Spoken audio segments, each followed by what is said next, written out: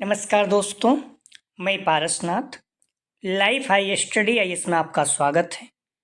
आज हम लोग राजा महेंद्र प्रताप सिंह विश्वविद्यालय अलीगढ़ के बीएड थर्ड सेमेस्टर एग्जाम 2025-26 जो 17 दिसंबर 2025 से एग्जाम होने जा रहा है, उसके लिए पेपर 301 अर्थात ज्ञान एवं पाठ्यक्रम या नॉलेज एंड करिकुलम का फुल प्रैक्टिस से 10 हल करेंगे। इसके लगभग 75 क्वेश्चन हैं, ठीक है, जो कि अति महत्वपूर्ण प्रश्न हैं। एग्जाम में आए हुए सभी प्रश्न हैं, तो यहाँ से निश्चित रूप से एग्जाम में प्रश्नों के सेम टू सेम आने की संभावना है, इसलिए आप लोग वीडियो को पूरा देखिएगा। यह पेपर ध्यान रखना आप लोग 80 अंक का होगा, ठीक है, 80 अंक का है। इसमें 100 प्रश्न दिया रहेगा, कोई भी 75 प्रश्न 100 में से आपको हल करना है, और 75 में ध्यान रखिए कम से कम 30 प्रश्न आपका सही होना चाहिए पास होने के लिए, ठीक है, या फिर 32 अंक प्राप्त करना है, क्योंकि आपको पता है 40% मस्ट है, तो 80 का 40% कितना हो जाएगा? 80 गुणित 40/100 कर दीजिए, 8 चौक 32, 32 अंक आपको प्राप्त करना है, ठीक है, पास होने के लिए। निकला कैसे है? 80/75 कर दीजिए। एक क्वेश्चन कितने अंक आ गया? 1.066 का। अब आप 32 में भाग दे दीजिए, 32 भागे 1.066, 30 आ जाएगा। तो 30 प्रश्न आपका मिनिमम सही होना चाहिए सभी पेपर में, 301, 302, 303, 304, ठीक है, 305, सभी पेपर में कम से कम आपके 30 प्रश्न सही होना चाहिए। पेपर 301 अर्थात ज्ञान एवं पाठ्यक्रम नॉलेज एंड करिकुलम, इसका फुल प्रैक्टिस सेट 10 हल करेंगे। इसके पहले 9 प्रैक्टिस सेट हल कर चुके हैं। प्रैक्टिस सेट 1, 3, 5, 7 मोस्ट इंपॉर्टेंट, जिसमें लिखा गया है 20 प्रश्न इसी वीडियो से एग्जाम में मोस्ट इंपॉर्टेंट है। कुछ नहीं करना है, समय बहुत कम बचा है, 2 दिन जो भी बचा है सारे प्रश्नों को आप हल कर लीजिए, खास करके जिसमें फुल प्रैक्टिस है इसको भी सॉल्व कीजिए। जिसमें लिखा गया है 20 प्रश्न इसी वीडियो, उसको जरूर सॉल्व कीजिए। आप डिस्क्रिप्शन में जाएंगे, 301 इस जगह पे क्लिक करेंगे, सारे पेपर इसके क्रम से मिल जाएंगे, या फिर आप डायरेक्ट चैनल पे जाकर प्लेलिस्ट में जाकर देख सकते हैं। आइए देखते हैं प्रश्नों को, लेकिन निवेदन है कि प्लीज़ वीडियो को लाइक शेयर कीजिए। कॉलेज के ग्रुप या जो भी फ्रेंड आपके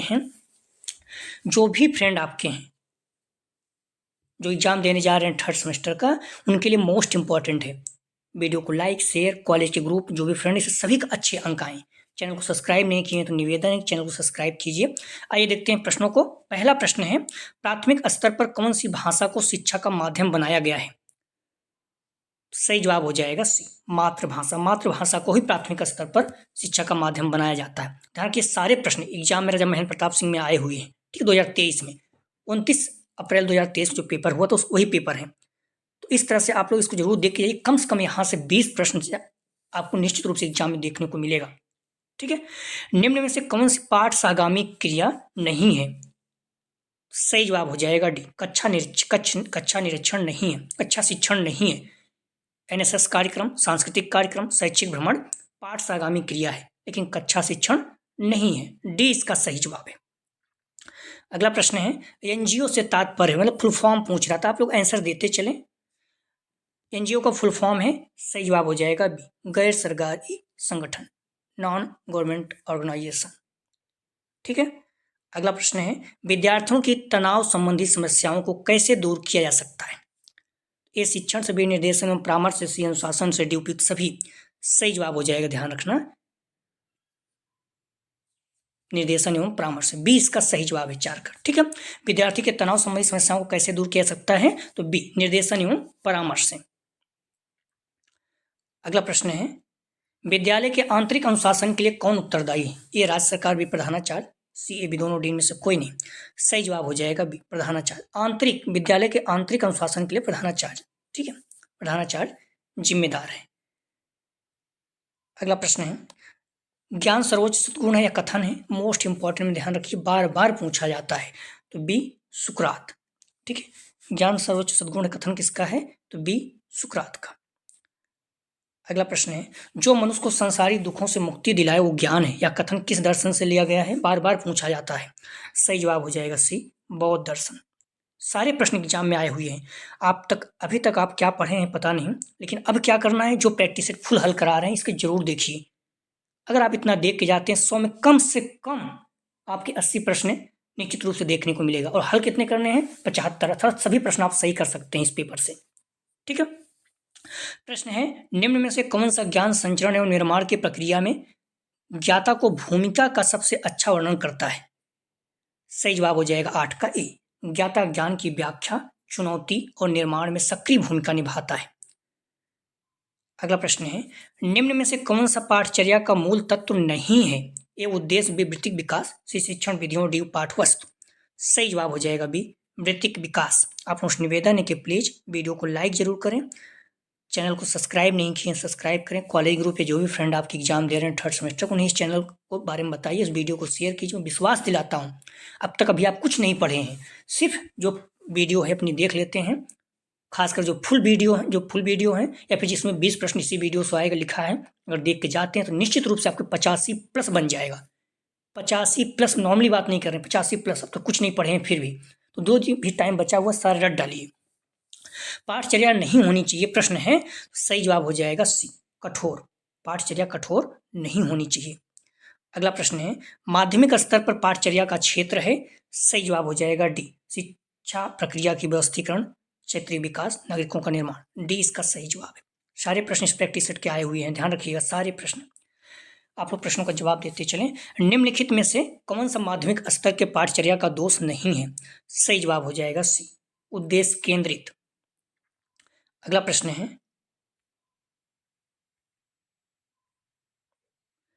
पाठचर्या का कौन सा प्रकार गांधी जी की बुनियादी शिक्षा सिद्धांत पर आधारित है?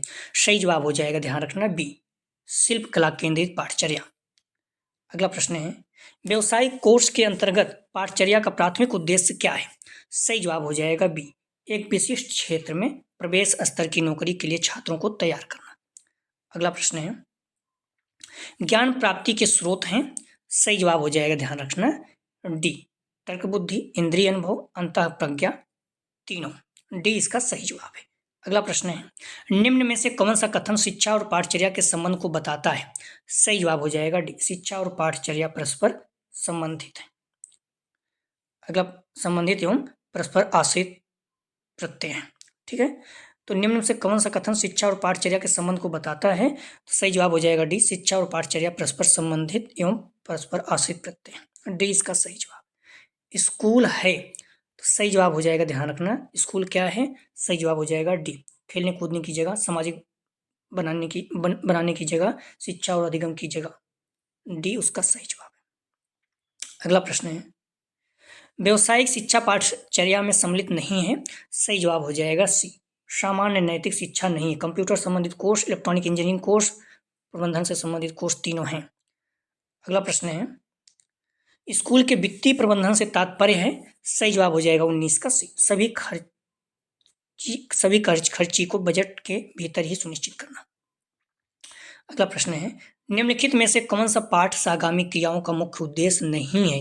सही जवाब हो जाएगा ए शिक्षण एवं अधिगम से छुट्टी। भावात्मक विकास, शारीरिक विकास, मानसिक विकास है, लेकिन शिक्षण एवं अधिगम से छुट्टी ये पाठ सागामी क्रियाओं का मुख्य उद्देश्य नहीं है। अगला प्रश्न है, पाठ सागामी क्रियाओं का प्रकार नहीं है, तो सही जवाब हो जाएगा बी आध्यात्मिक क्रियाएं। ये नहीं है, शारीरिक क्रियाएं, संगीत एवं कला संबंधित क्रियाएं, नागरिक प्रशिक्षण संबंधित क्रियाएं ये तीनों हैं, लेकिन बी नहीं है। अगला प्रश्न है, नेतृत्व का गुण नहीं है? सही जवाब हो जाएगा सी आत्म केंद्रित। अगला प्रश्न है, नेतृत्व का वह तरीका जिसके अंतर्गत सारे अधिकार एक ही व्यक्ति में समाहित होते हैं? सही जवाब हो जाएगा सी निरंकुश नेतृत्व, जैसे उत्तर कोरिया हो गया, डिक्टेटर बोला जाता है कंट्री।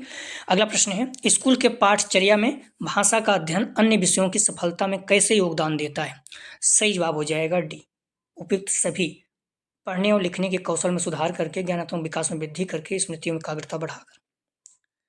अगला प्रश्न है, निम्नलिखित में से कौन सा स्कूल पाठ्यक्रम दूसरी भाषा सीखने का संभावित लाभ है? सही जवाब हो जाएगा 25 का ए संज्ञानात्मक एवं सामाजिक विकास में सुधार। अगला प्रश्न है, कक्षागत नियंत्रण के अंतर्गत कक्षाध्यापक को क्या नहीं करना चाहिए? सही जवाब हो जाएगा 26 का बी छात्रों के अवांछनीय कार्यों एवं व्यवहारों पर शारीरिक दंड। अगला प्रश्न है, निम्नलिखित में से कौन सा विद्यालय के मित्रवत वातावरण हेतु आवश्यक घटक है? तो सही जवाब हो जाएगा सी एक ऐसा वातावरण बनाना जहां छात्र, शिक्षक एवं कर्मचारी सुरक्षित एवं समर्थित महसूस करें। अगला प्रश्न है, अनुशासन बनाने की सकारात्मक विधि नहीं है। सही जवाब हो जाएगा 28 का ए, शारीरिक दंड। ये निगेटिव है, ध्यान रखना। ठीक है, पुरस्कार एवं प्रोत्साहन, नैतिक शिक्षा, विद्यालय नियम, परंपराएं, ये सारी सकारात्मक है, लेकिन शारीरिक दंड क्या है? निगेटिव है, नकारात्मक है, सकारात्मक विधि नहीं है, तो ए सही जवाब हो जाएगा। अगला प्रश्न है, स्कूल में अनुशासनात्मक मुद्दों को हल करने के लिए एक प्रभावी उपचारात्मक उपाय है। सही जवाब हो जाएगा सी। ठीक है, दुर्व्यवहारों के कारणों को दूर करने के लिए परामर्श और सहायता के अवसर प्रदान करना। शिक्षक स्वमूल्यांकन से तात्पर्य है।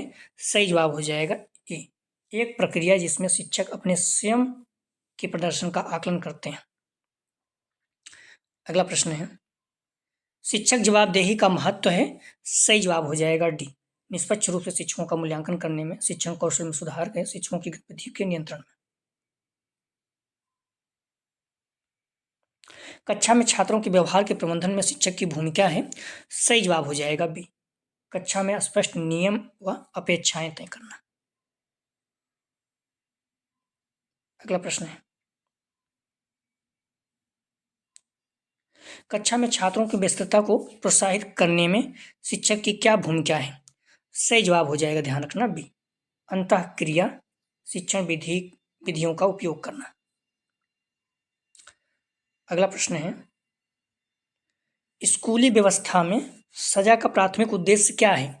सही जवाब हो जाएगा डी, उपयुक्त सभी दुर्व्यवहार को रोकने के लिए, छात्रों को पुनर्वास प्रदान करने के लिए, अन्य छात्रों और शिक्षकों की रक्षा करने के लिए। डी इसका सही जवाब। अगला प्रश्न है, स्कूली व्यवस्था में दुर्व्यवहार को समाप्त करने के लिए एकमात्र साधन के रूप में दंड का उपयोग करने का निम्नलिखित में से कौन सा संभावित परिणाम है? सही जवाब हो जाएगा, ध्यान रखना ए, छात्रों की नाराजगी और असंतोष में वृद्धि। अगला प्रश्न है, कक्षा में प्रौद्योगिकी के उपयोग पर पाठचर्या की रूपरेखा 2005-9 का क्या रुख था? सही जवाब हो जाएगा बी, अधिगम को बढ़ाने के लिए प्रौद्योगिकी को एक मूल्यांकन उपकरण के रूप में देखा गया। अगला प्रश्न है, पाठचर्या की रूपरेखा 2005-9 को विकसित करने के लिए भारत में कौन सा संगठन जिम्मेदार था? सही जवाब हो जाएगा 37 का ए, राष्ट्रीय शैक्षिक अनुसंधान और प्रशिक्षण परिषद NCERT। अगला प्रश्न है, निम्नलिखित में से कौन सी भारत में बाल केंद्रित शिक्षा की प्रमुख विशेषता है? सही जवाब हो जाएगा सी, सीखने की प्रक्रिया में बच्चे की सक्रिय भागीदारी पर जोर। अगला प्रश्न है, स्थानीय निकाय विद्यालय पाठचर्या में किस प्रकार योगदान दे सकते हैं? सही जवाब हो जाएगा डी, उपयुक्त सभी, स्थानीय जरूरतों और प्राथमिकताओं की पहचान करना, पाठचर्या विकास के लिए धन उपलब्ध कराना, शिक्षकों के लिए प्रशिक्षण सत्र आयोजित करना, डी उपयुक्त सभी। अगला प्रश्न है, निम्नलिखित में से कौन सा स्कूल पाठचर्या के निर्माण में कई संस्थाओं को शामिल करने का संभावित लाभ है? तो सही जवाब हो जाएगा, ध्यान रखना, दृष्टिकोण की अधिक विविधता, संसाधन का कुशल उपयोग, पाठचर्या का अधिक प्रभावी क्रियान्वयन, डी उपयुक्त सभी। तो इस क्या पूछा है, निम्नलिखित में से कौन सा स्कूल पाठचर्या के निर्माण में कई संस्थाओं को शामिल करने का संभावित लाभ है? इसका सही जवाब हो जाएगा डी, उपयुक्त सभी है। ठीक है, दृष्टिकोण की अधिक विविधता, संसाधनों की कुशल उपयोग, पाठचर्या का अधिक प्रभावी क्रियान्वयन। ठीक है, डी इसका सही जवाब है। अगला प्रश्न है, शैक्षिक पाठ्यक्रम में ज्ञान का प्रतिनिधित्व स्पष्ट रूप से पक्षपाती है या क्या है? तो यह बताता है कि ए, मौलिक। ठीक है, शैक्षिक पाठ्यक्रम में ज्ञान का प्रतिनिधित्व स्पष्ट रूप से पक्षपाती है या मौलिक है। अगला प्रश्न है, निम्न में से कौन न्याय दर्शन के अनुसार ज्ञान का प्रकार नहीं है? सही जवाब हो जाएगा डी, मति ज्ञान। प्रत्यक्ष ज्ञान, अनुमेय ज्ञान, शब्द ज्ञान है, लेकिन मति ज्ञान नहीं है। महत्वपूर्ण प्रश्न है, ध्यान रखना। 42, ज्ञान वह है जो मनुष्य के मन को प्रकाशित करता है। कथन है, बार बार पूछा जाता है। सी, रसेल का। कुछ कथन है, आप ज़्यादा कथन याद नहीं कर पाएंगे, कुछ कथन जो बार बार पूछा जाता है उसको याद रखिए। ठीक है, उपनिषद में ज्ञान हेतु किस शब्द का प्रयोग किया जाता है? सही जवाब हो जाएगा विद्या। ये मोस्ट इंपॉर्टेंट है, मोस्ट इंपॉर्टेंट, बार बार पूछा जाता है। कभी पूछ लेता है विद्या, उपनिषद में विद्या किसके लिए उपयोग किया, तो वहाँ ज्ञान दिया रहेगा, आंसर हो जाएगा। पूछा है उपनिषद में ज्ञान है तो किस शब्द का प्रयोग हो जाता है? विद्या। कभी विद्या को प्रश्न, कभी प्रश्न को आंसर, आंसर को प्रश्न बना देगा, दोनों याद रखना। उपनिषद में ज्ञान है तो किस शब्द का प्रयोग किया गया है? विद्या। उपनिषद में विद्या किस शब्द के लिए प्रयोग किया गया है? तो ज्ञान। कुछ भी पूछे, ठीक है। अगला प्रश्न है, निम्न में से कौन शिक्षण प्रक्रिया का भाग है? सही जवाब हो जाएगा मोस्ट इंपॉर्टेंट में रखिएगा डी, विद्यार्थी शिक्षक पाठ्यक्रम। हर साल अब पूछता है। निम्नलिखित में कौन शिक्षण प्रक्रिया का भाग है? सही जवाब हो जाएगा डी। कुछ भी नहीं पढ़े हैं, अगर सारे प्रैक्टिस सेट आप सॉल्व कर लेते हैं निश्चित रूप से आपके 85+ बन जाएंगे, ठीक है। और एग्जाम में आपके लगभग 70 से 80 प्रश्न सेम टू सेम देखने को मिलेगा। प्रश्न है, जीन पियाजे का संबंध किससे है? सही जवाब हो जाएगा 46 से, संज्ञानात्मक विकास से। अगला प्रश्न है, मनोविश्लेषण के जनक कौन है? सही जवाब हो जाएगा 47 का, ध्यान रखना बी, फ्रायड। अगला प्रश्न है, निम्न में से किसने शिक्षा को एक त्रिमुखी प्रक्रिया कहा है? सही जवाब हो जाएगा 48 का सी, जॉन ड्यूबी। अगला प्रश्न है, भारतीय संविधान के किस अनुच्छेद में निःशुल्क एवं अनिवार्य शिक्षा का प्रावधान है? सही जवाब हो जाएगा बी, अनुच्छेद 45। अगला प्रश्न है, करिकुलम शब्द की उत्पत्ति किस भाषा से हुई है? सही जवाब हो जाएगा सी, लैटिन। महत्वपूर्ण अक्सर पूछा जाता है। अगला प्रश्न है, किस दार्शनिक आधार पर निर्मित पाठ्यक्रम छात्र केंद्रित होता है? सही जवाब हो जाएगा 51 का बी, प्राकृतवादी।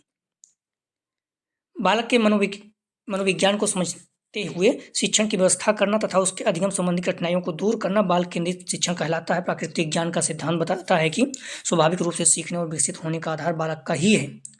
अगला प्रश्न है, स्वामी विवेकानंद ने पाठचर्या के प्रकार बताए हैं? सही जवाब हो जाएगा, ध्यान रखना सी, आध्यात्मिक और भौतिक दोनों, ये भी दोनों।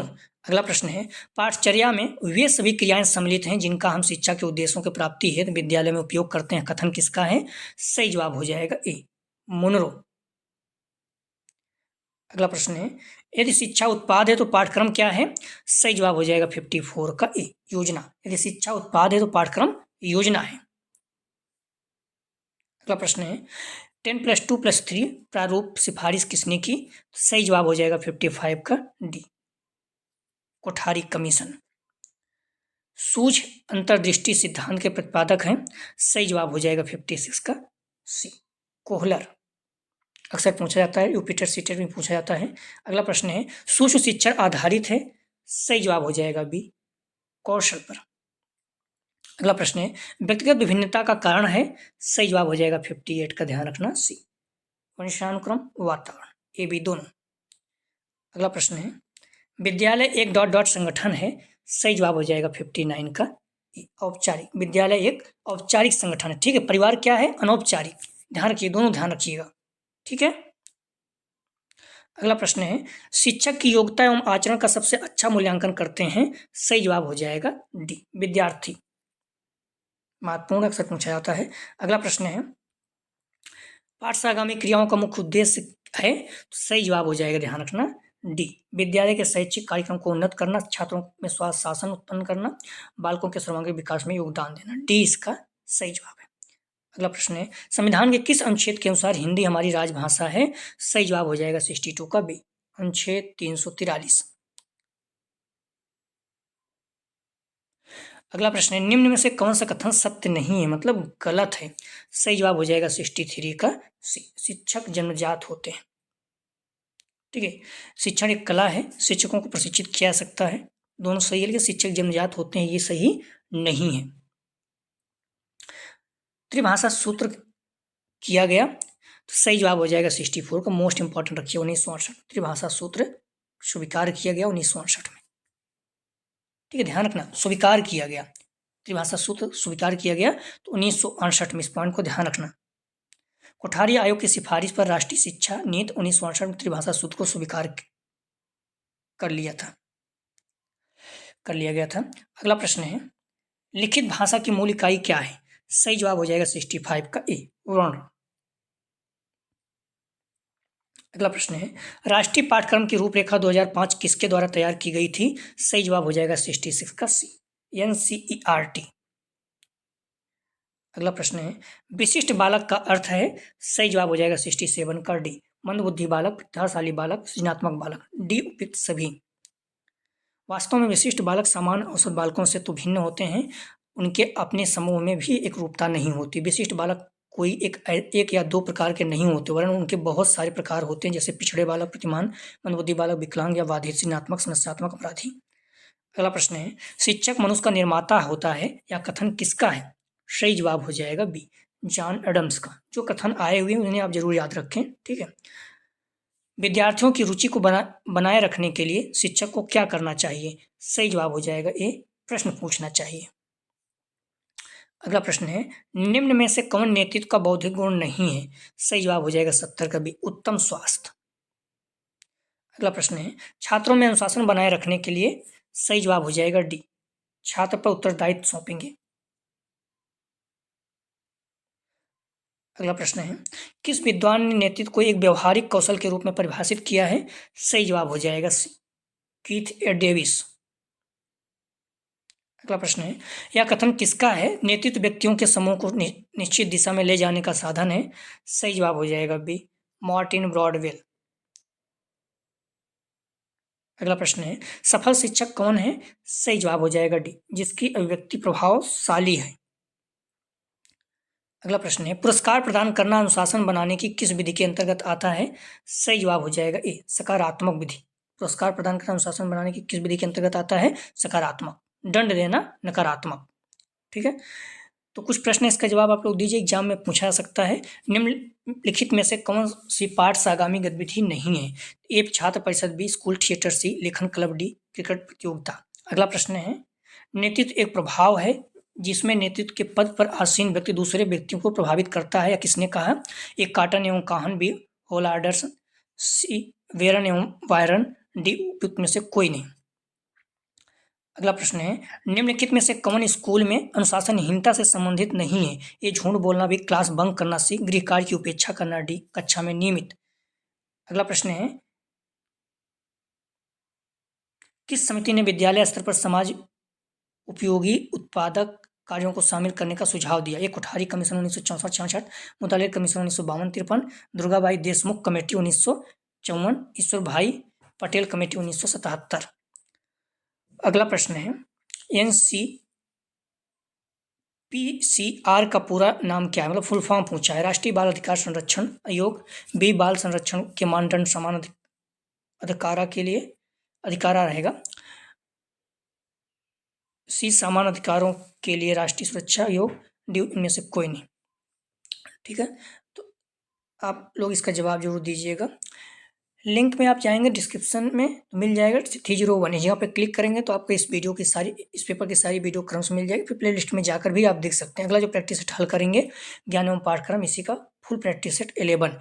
तो 10, 11, 12, 13 ये 4 प्रैक्टिस सेट तो आप हल कर ही लीजिएगा किसी भी कीमत पे। बाकी प्रैक्टिस सेट 1, 3, 5, 7 जरूर हल करिए, टाइम नहीं है तो, क्योंकि सारे एग्जाम में आए हुए प्रश्न हैं।